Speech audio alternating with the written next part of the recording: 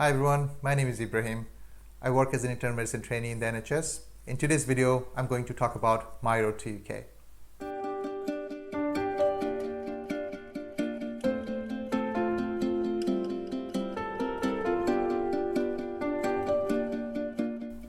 So I graduated from Mymensingh Medical College, Bangladesh. After graduating, when I started internship back home, that was actually the time when I started thinking about what I'm going to do after the internship. To be honest, I hardly knew anything about post-graduation when I was a medical student myself. The only thing that was actually playing in my mind was how to pass the year, how to pass the next exam. I really didn't think about post-graduation that deeply when I was a medical student. But I think it's an important thing to think about if you're a medical student watching this video. So what I did after my graduation, when the internship started, I started thinking about whether I should go abroad for training and making a career out. And when we think about other countries as a Bangladeshi medical graduate, initially the first thought that comes into mind, USMLE, whether you want to go to UK or you want to go to Canada, Australia. These are the countries a lot of Bangladeshi graduates usually go to. So when I actually boiled down between the two countries, USA and the UK, and a lot of people suggested if you want to go abroad, USMLE is the best place. I mean, USMLE is the best exam to take. It enriches your prowess and you get to know all the things, and the US was like the American dream, you know. So I actually also started preparing for USMLE, collected all the information and all the other things. Then at some point I got to think, is it that I'm preparing only because everybody else is telling me, or what will be actually good for me? So when I went and collected more information in depth about UK path and what happens after PLAB and how you get into job and training and everything, I actually thought that PLAB would make more sense for my circumstances, which I'm going to describe in a few minutes. And I think that is actually how I decided to take the UK route, just comparing all the options and what was best for me. So when I decided about PLAB, the decision was made during the initial bits of my internship period. I think the first question I asked is, do I have the finances available? And obviously I was just an intern and making about £200 almost every month. That's 20,000 Bangladeshi taka. At that time my dad was already retired, and my family was my dad, my mom and me, and my dad had a pension coming in every month, and I had this 20,000 taka. Basically that was the only regular income that we had.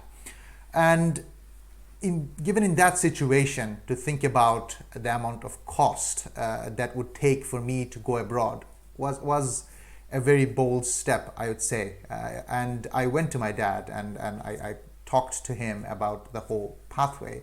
And he basically asked me the questions that, he basically asked me one more important question, that how quickly I would be able to get a job and start earning. I think that was the most deciding factor to choose PLAB and not to choose USMLE. Because when we think about after PLAB, after you finish your PLAB 2 and GMC registration, and right then you can apply for jobs and you can start working in the UK. There's a non-training option and you can start making money, and then you think about progressing your career whichever way you want to go. So that was the most deciding factor about finances. Yes, there was a lot of money to think about when me and my dad started planning together, because I made a timeline about when I have to take these exams and when I would need this amount of money. Say for the whole thing, like, you know, IELTS, and there was no OET back then, so we had to take IELTS and we had to take UKVI IELTS. There was the whole thing.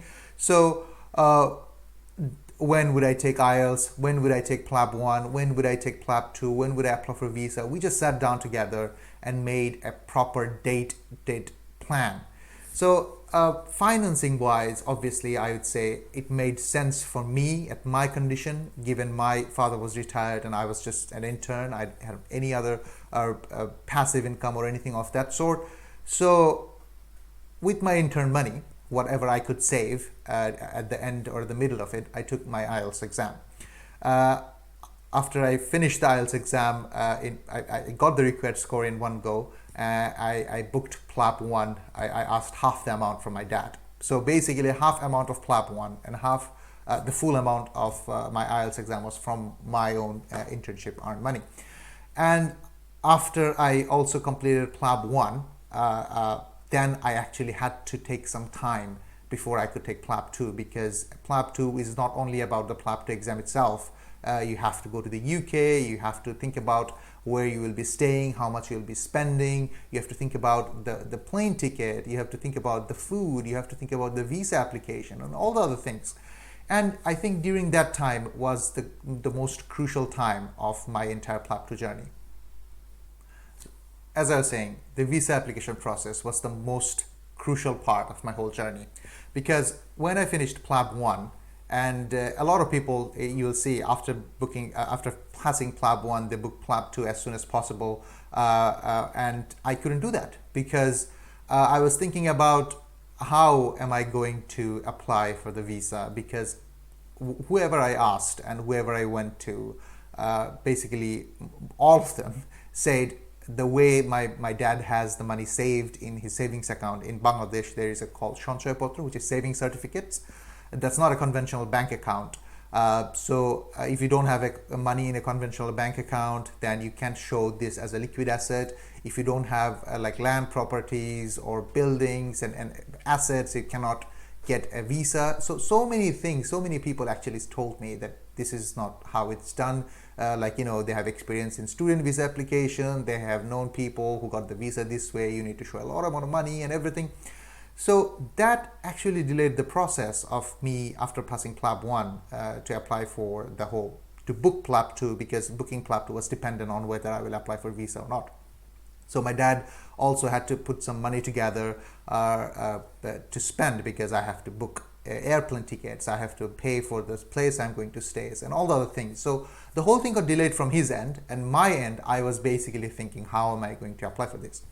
So I went through the UKVI visa guidance hundreds and hundreds of times. I don't know how many times. And actually, I looked through forums and I looked through different, internet searches and all the other things. And I basically came to a point where I had an idea about how I'm going to apply for my circumstances.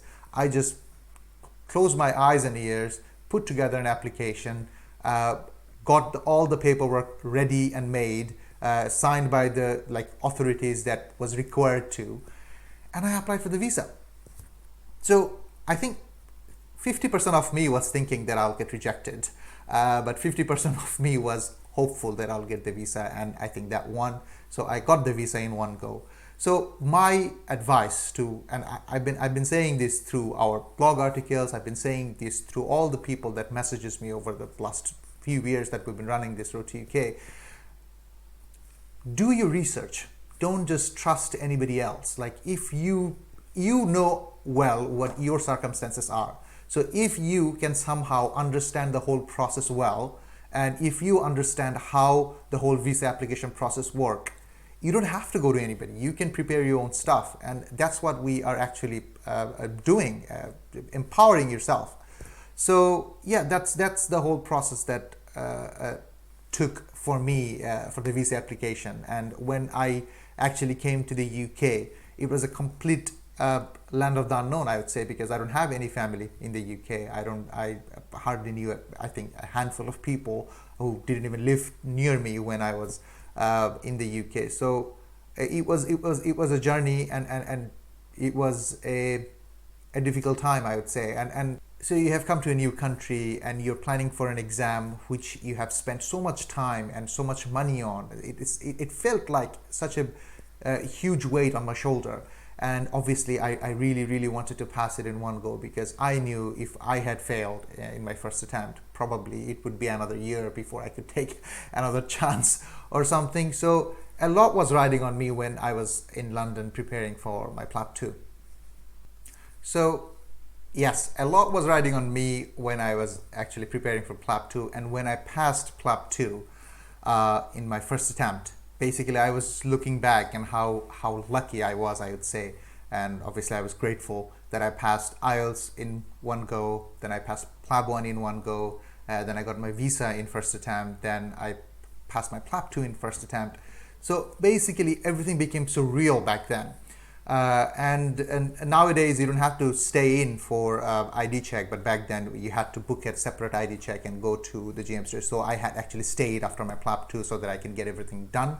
And during that time was actually, I was like, everything became so real. You know what I mean? So I was looking for a job right after I passed PLAB 2. When I got my results, I started applying for jobs and I gathered all the paperwork for GMC registration. That I had to get some from my home country. My certificate of good standing from Bangladesh Medical and Dental Council was mailed by my dad to me to the UK. And during that time, I was looking for jobs, and I'd say during that time also people were saying, oh no, there is no job in the UK and you'd not get with such less experience. Basically, I did not do anything after internship, did I? So everybody was telling me that you'd have to get into a attachment or observership, but to be honest, I did not have the courage to invest in anything else. And at the same time, I don't think I had the opportunity because I could not move to anywhere else, because where I was staying was the only place that I was staying. Then to find a new place to go, or I didn't have any family member in the UK that I could stay at their home and go do an attachment or externship or anything of that sort. So that was out of the question for me. So all I did is apply for GMC registration when it was all gathered and put together. And within 5 days, I got the green light that you can come for ID check.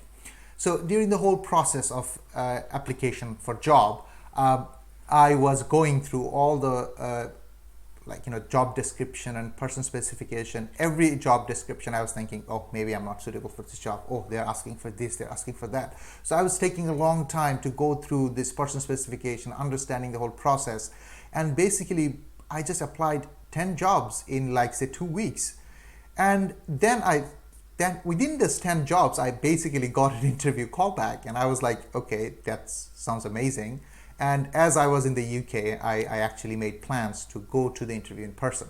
The whole thing, I would say, when I wanted and I looked for a job back then, I really wanted a place and rotations that would actually shape my career into further options. I always wanted to become a medicine trainee and a medicine consultant in future, hopefully.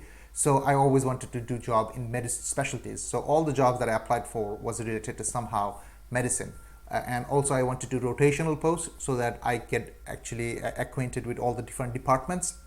So when you trim down all these filters, you basically don't have much options to apply for, and that's the mistake probably I was doing initially.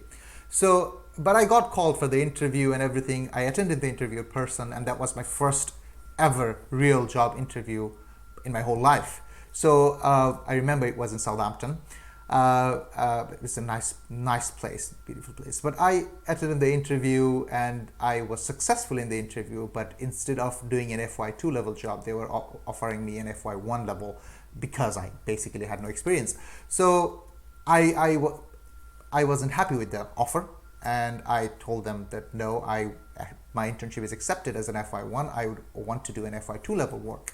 But I think they were not ready. So I said no, I would wait and I would keep applying for jobs. And then actually I changed my strategy and applied for as many jobs as possible, starting from junior clinical fellow to senior house officer.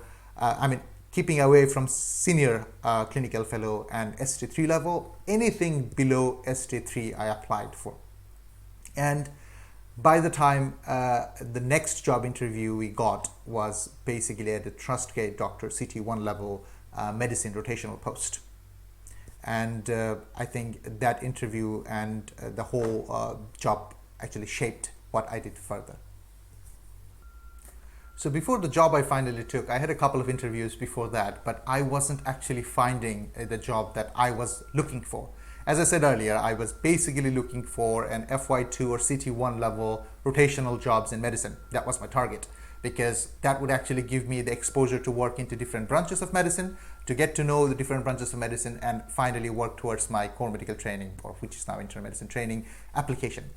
So eventually I got to the interview, and that interview was taken by one of the consultants that we later on interviewed, Dr. Anwar Qureshi. Please check his interview here. So that job interview was fantastic, and I clearly remember I was so nervous because that was actually the job that I wanted. It was a CT1 level trust gate doctor, rotational post in medicine, 4 months rotation in different branches of medicine.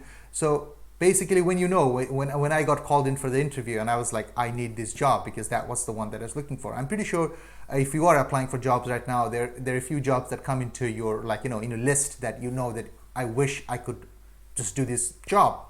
And also they were talking about different opportunities in postgraduate medical education, study leave, study budget, and all the other things were there in the job description. I was like, this is the job. So it was very cold in Scunthorpe when we actually went to the interview in person, and it was devastatingly cold. I think it was -10 degrees. I remember clearly. And I went in for the interview. I looked at the hospital before going to the interview place. I walked around in the hospital, how the whole area felt like. And I clearly remember in the interview, I remember a question. He was asking about an acute scenario. I totally forgot what pneumothorax was called. It was a case of tension pneumothorax, and I could not remember pneumothorax. And I kept saying, air inside the pleura, air inside the pleural space.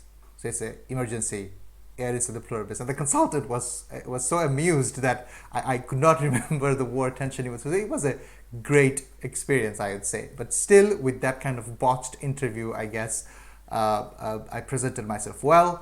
And we actually got the job right then and there. After the interview, they told us to wait. And I finished all the interviews with the other candidates. And the consultant called me back in and it's like, we're happy to give you the offer. We'll send you all the paperwork and everything through the mail. And I obviously did not accept right then and there. I told them, that's fantastic. I'm delighted. Because as I said, as we have said in different articles by now, before accepting an offer, you have to make sure that you have all the things that you actually want, talking to the HR, because obviously HR will talk to you in more detail when you are given the job offer. All right. So I said, I'll obviously consider. I went back and I got the email. Then I had a conversation with the HR. And unfortunately, that was the time when the visa cap, tier 2 visa cap started. And the despair that actually we went through back in that time was unparalleled, because we got the job offer, everybody's happy, but there was a restriction by the Home Office that they could not give us the certificate of sponsorship. Every month, they only give the certificate of sponsorship to the people who are in shortage occupancy, which is right now everyone. But back then, only a few specialties was in shortage occupancy, and medicine was not one of them.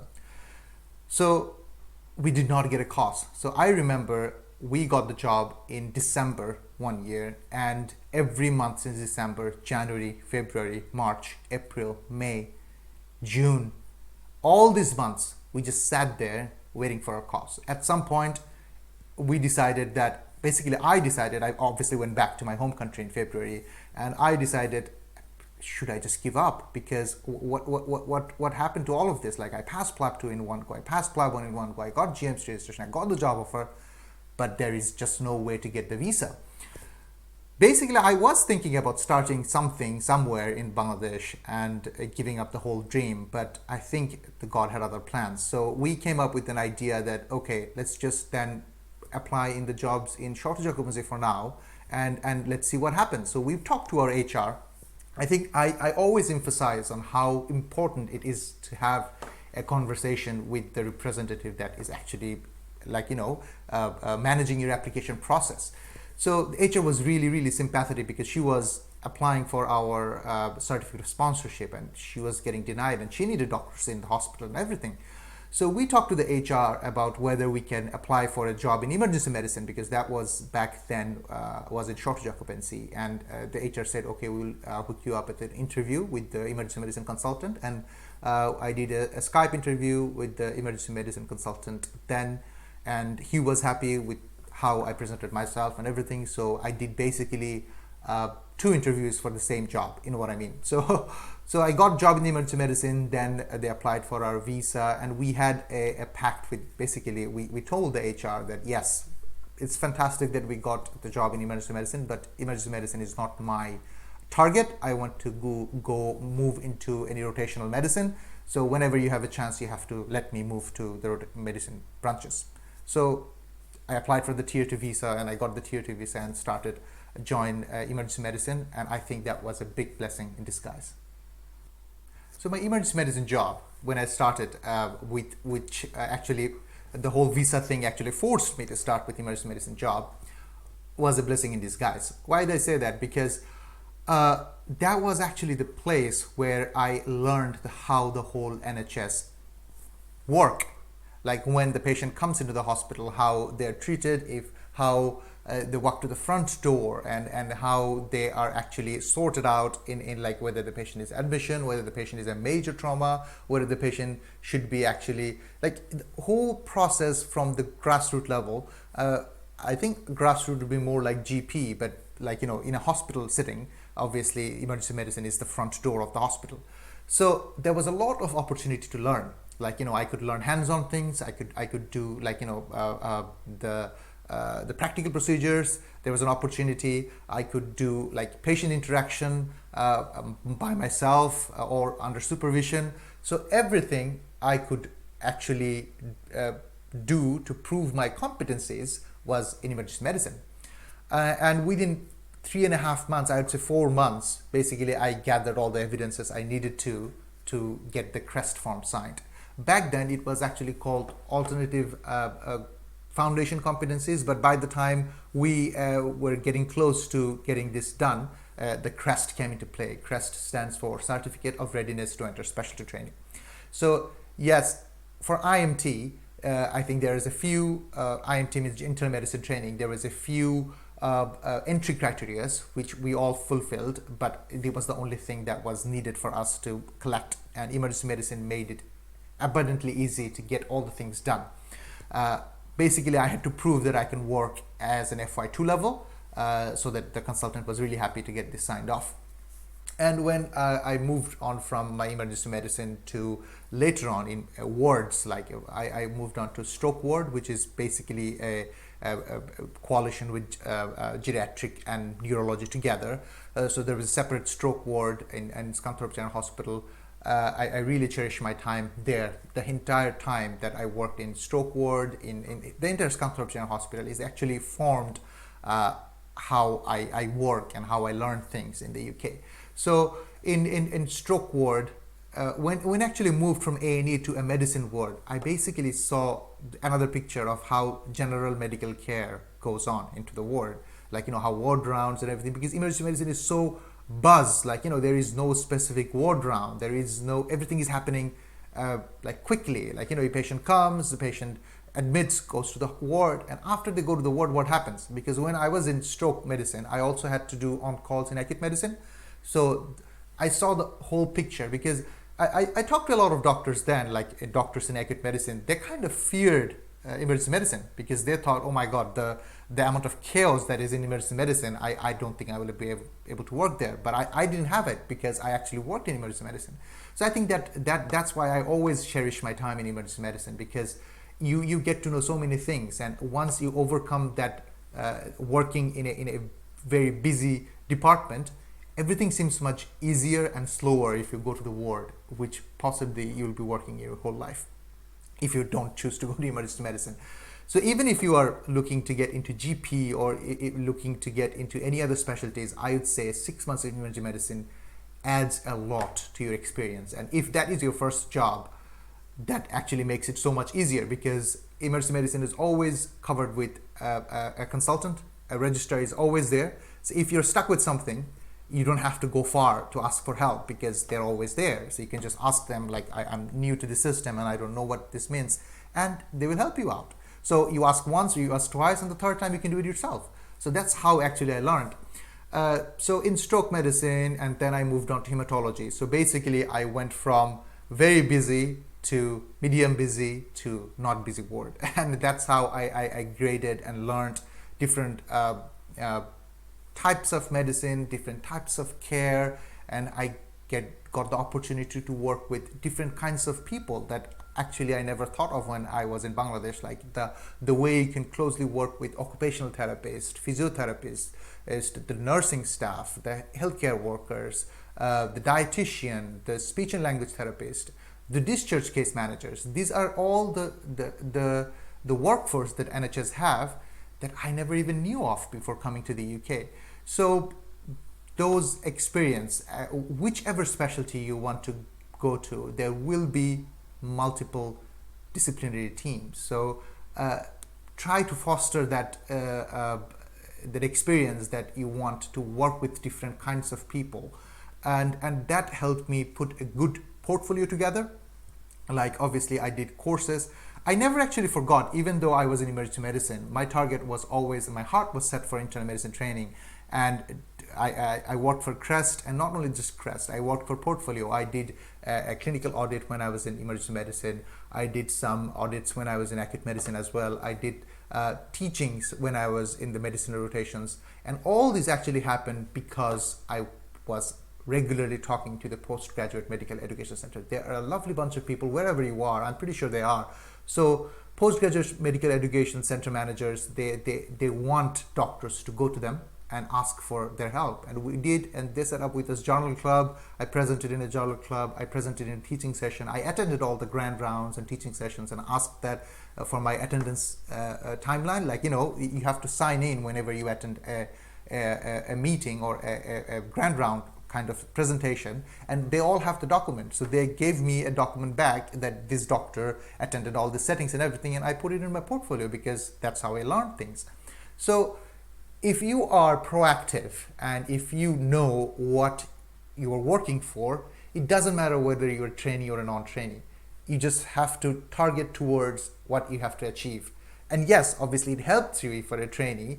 It helps you because there will be someone, like right now when I joined internal medicine training, I have educational supervisor. I have meetings with educational supervisor every 2 months, and she basically guides me and gives me advices, how can I progress and what can I do. But as a non-trainee, probably you won't have that. But that's where we're trying to help. We have an extensive course about CREST and portfolio, which is linked in the description below. We have an extensive course about applying for jobs. So all I said about my experience, that's what we're translating into different kind of courses and articles and all the other things.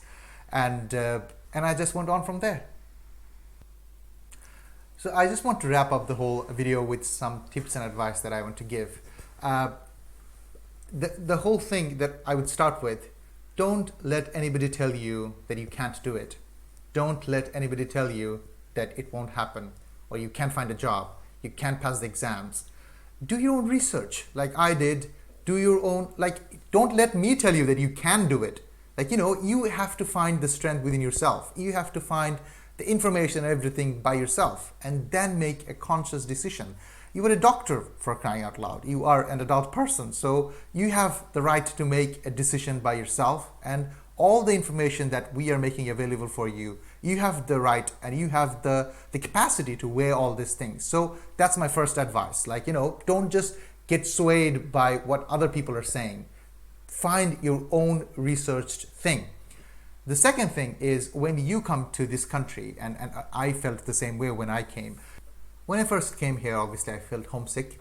I still do feel homesick, but I think over the course of years that I started working, and I was not the only one who is actually homesick, because I work with people from different countries. I work with doctors and nurses from Nigeria. I work with doctors from Tanzania. I work with doctors from South Africa.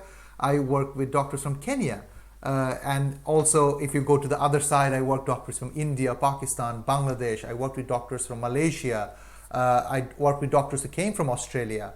Then if you go on the other side, I work with doctors from Canada. I work with doctors from Mexico. I work with doctors from America. So, and obviously the whole Europe continent, the nurses and people from Spain, Poland, France, and Germany, and all the other places that I've worked with. Basically, it felt that I'm not the only person that is actually away from home. So how NHS has a varied multicultural staff, and that makes you feel at home, actually, I would say. And I think that helped. And when I came to a part of England, now I'm training in Plymouth, and I hardly knew because I just chose the country based on the specialty that the whole rotation was. So I chose Plymouth because it had the all chosen specialty that I was looking forward to in my internal medicine training, and I got into this training portion. When I first started in Yorkshire, one of my consultants asked, basically because I was the first new starter there, I told him that this is my first job in the NHS. So he basically told me where to go to find the Asian food or the spices and all the other things. I didn't have to think about it, so I went there and bought the things. But when I moved and came down south in Plymouth, I was expecting that somebody would tell me, but no one did. And then I decided that why don't I go look for it and find out by myself. And actually when I went there to the city center to look for different kind of shops and the corners, and I found so many places. And I think the joy I felt when I found kacamores in one store, like green chili. I bought 3 or 4 packets of them. I don't know. I think if you have any Bengali friend, you can ask them like the love for green chilies. Okay, so that's the thing. Whichever corner you go in England, I'm pretty sure you'll find some sort of touch to your home, and that is one of the best things about working in the UK, I would say. So I would definitely suggest, as my tips and advice, don't constrain yourself geographically inside the UK, because the thing that you should look for is where you'll get the better training, and everything is not that far. Like, you know, where I stay, like if I want to go to London, where is basically the den of, or even Manchester, or even any bigger cities, it's like what, 4 or 3 hour journey. That's not even that far when you think about it. So if I want to summarize all my tips and advice, I would definitely say, do your own research. Don't constrain yourself geographically. The UK is beautiful everywhere, and I'm pretty sure you can find your countrymen in any corner of this entire country. And you just believe in yourself.